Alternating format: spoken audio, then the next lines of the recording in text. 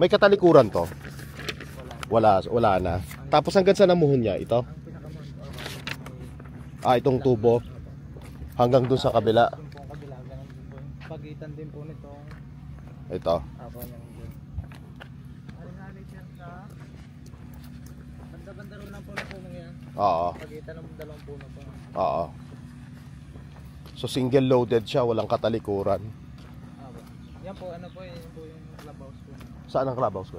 Yan na po. Ayan na, hindi pa tapos. Dito. So hanggang dito siya. Ayan. And then yung mga ano na yan, tubo-tubo na yan. Ano yan, for the utilities, water, electric. Ayan. Because underground tayo dito. Thank you, kuya. So this is the property. Ayan.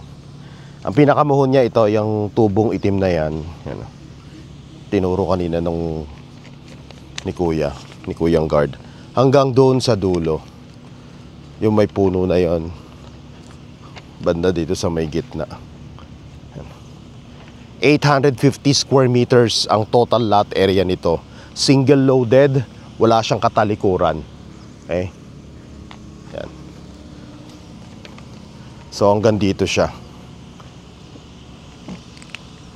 Yan. Pagitan nitong dalawang ano na yan. Yan. Yung mga tubo na yan, ano yan, for the utilities, for water and electric. This is under Ayala Premier. High-end po to ng Ayala. So talagang malalaki ang mga cuts ng lote dito.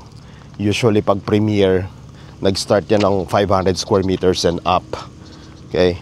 And high-end siya. Papansin niyo, aspalto ang kalsada niya. Wide roads. Kahit yung mga inner lots or inner roads. Ayan. Ganyan siya. Nowadays kasi, for me, ang basehan ko pag high-end, ano na, aspalto na yung, yung kalsada niya. Hindi lang siya basta semento. Ayan. And this is around 39.2 million or around 46,000 per square meter. So if you will compare the price of this property sa developer's price, which is Ayala Premier, nasa 50,000 per square meter and up na sila. Okay? And this is for bidding and available in cash or at least 10% down payment and then 90% balance bank financing exclusive of taxes and fees. Yung likod niya, that's the clubhouse. Ongoing pa yung construction niya. Okay? And according to our security guard, may mga nakatira na dito. Nasa 7 na daw sila. Bago-bago lang kasi itong subdivision na to. Itong Cirilo New Valley. Okay? So maganda siya. Ito meron siyang puno dito. Oh. Ganda niyang attraction. Oh. Yung katabi lang ng lote nyo. Oh, diba? So again, if you are interested to make an offer or bid and schedule a property showing, please message us directly. So nagdidetect nung system yung apparently ang explanation niya, the people who are still earthbound, marami silang unresolved issues. And they are actually, they're not here to haunt us. They're looking for the light.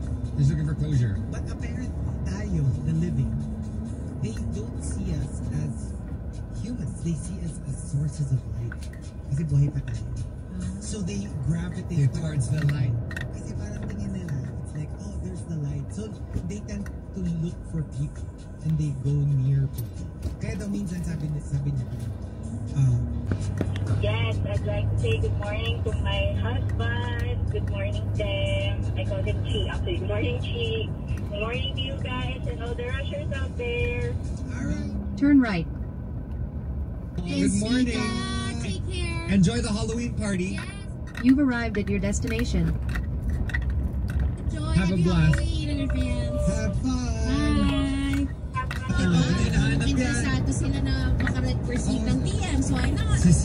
naghahanap ng mga ganyan eh. Tama Yeah, yan. saka si Dive Princess Maki also. Yun, ano. So, straight Single edition tayo. Like, Pero ano bang hanap nila? there's the straight edition. So, the next time I call, I'll do the LGBT edition. Okay.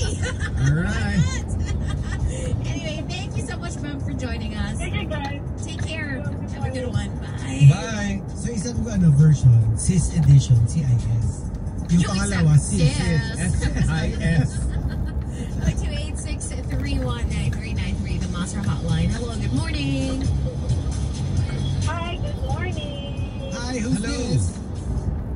Hi, it's Nika. Mika. Mika, where are you? I just got off Skyway at Bastia exit. I came from Bulacan and on my way to work. Oh, where's work? Makati. Makati. Okay, so from Bulacan to Makati. Is it super traffic or ano ba? Ano ba yung kwento? Some people say dahil wala ng school, hindi na as traffic. Some people naman are saying it's extra heavy. NLEX is not that traffic, surprisingly, kasi usually Tuesday mas medyo congested sa NLEX in the morning.